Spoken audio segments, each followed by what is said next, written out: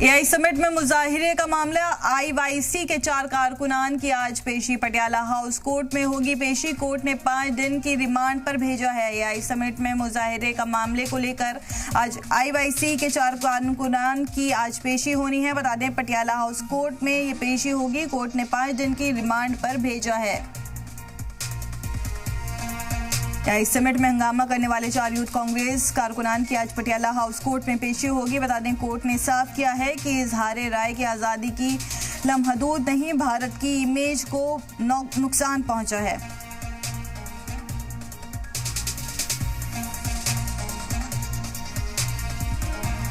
AI summit में मुजाहिरे का मामला। आईवाईसी के 4 कारकुनान की आज पेशी होनी जा रही है। पटियाला हाउस कोर्ट में पेशी होगी।